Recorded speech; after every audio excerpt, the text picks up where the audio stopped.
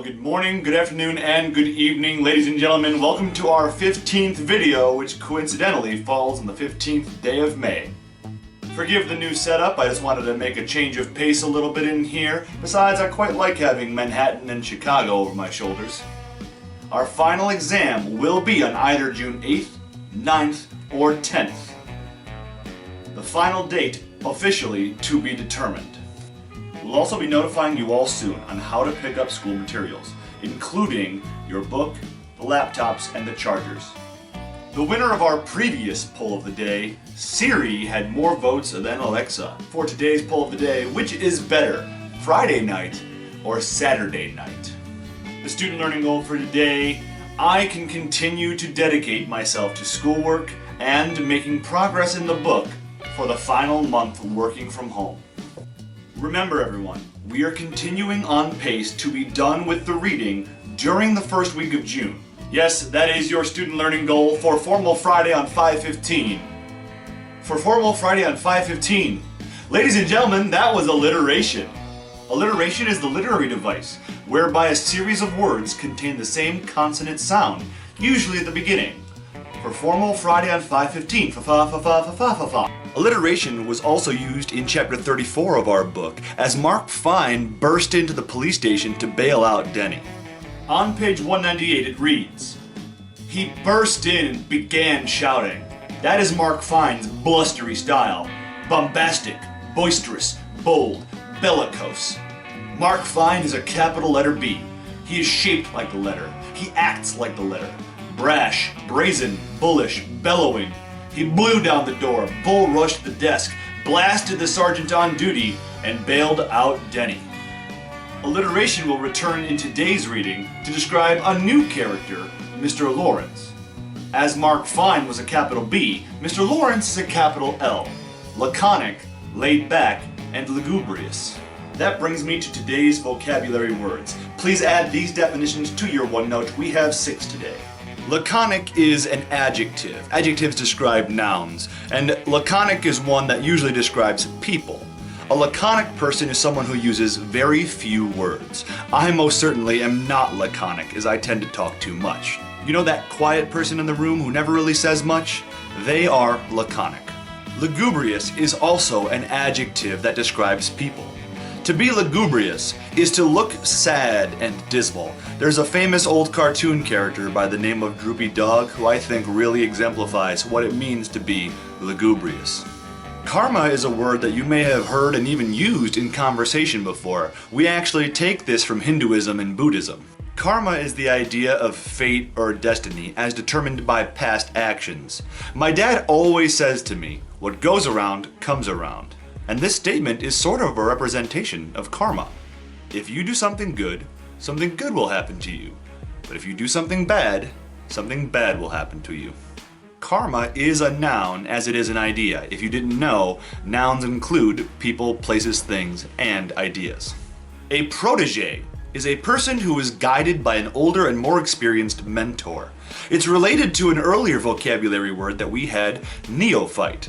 The difference being that while a neophyte is just anyone who's new to a subject, a protege specifically is an apprentice to an older, more experienced person. Ambivalent is another adjective which describes people. Someone who is ambivalent doesn't really know how to feel about something. They have mixed feelings or mixed emotions regarding whatever subject they're thinking about. I know many people who feel ambivalent while working from home during quarantine.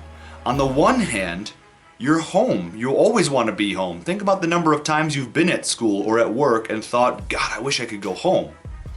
On the other hand, though, working from home brings a whole set of challenges. I know that a lot of people are really having a hard time finding motivation to do anything while at home.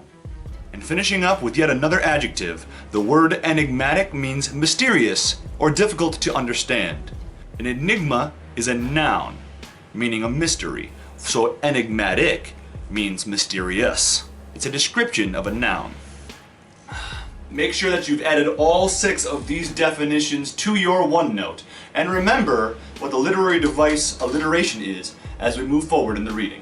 Time has been passing in the novel, and Denny needs the endurance prevalent in such racing legends as Luigi Chinetti if he's going to make it out of this mess. In the reading that you were asked to complete during Wednesday's video, we finally saw some happy moments again, as Denny is able to spend some time with his daughter because Mark Fine got the restraining order dropped. There's a very heartwarming chapter where Denny takes Zoe go-karting and gets to see her own racing skills in action. It isn't all positive though, as Denny is struggling to pay Mark Fine all the legal fees that this process requires. For a moment, Mark even seemed to advise Denny that it may just be better to surrender the custody. Maxwell and Trisha's lawyers hinted to him that if Denny were to do that, Annika's assault charges would disappear. If this doesn't seem like a tempting offer to you, you really have to think about the situation that Denny is in and how his life would be utterly ruined if he were to be found guilty for this assault. He would be registered officially as a sex offender, a mark that would never be taken off of his record. With this conviction, he would also lose his custody battle for Zoe. As has been said in the story, sex offenders don't get custody of their little girls. Not only that though, but he also would never be able to see his daughter unsupervised.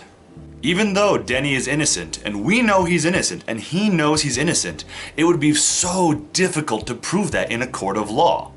His professional racing career completely over. He would never be able to return to the circuits. Very often, registered sex offenders have travel restrictions placed upon them. He wouldn't be able to travel for his touring seat.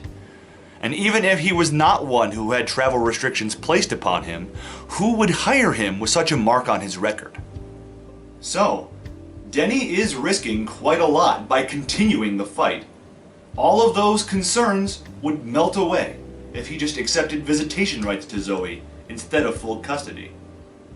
So there is a possible future here where Denny is free to pursue a racing career, unburdened and uninhibited by having to care for a daughter at home as a single father.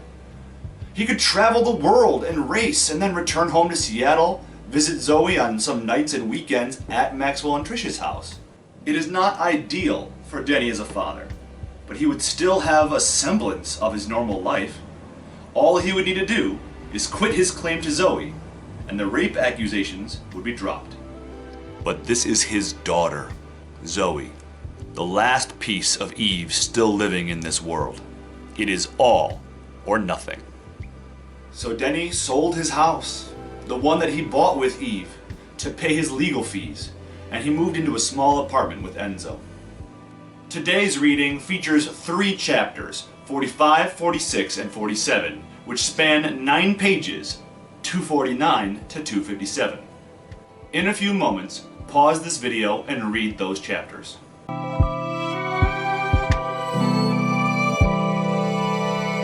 Now that you've done today's reading, please look at these incorrect statements about the chapters. Pause the video if you need the time to read them entirely. In your notebook, correct these statements to make them accurate to the reading. A reminder also to answer the discussion question at the bottom of your notes. It asks about Enzo's revenge on Maxwell and Trish, with his use of Chekhov's pepperoncini, like I mentioned in Wednesday's video.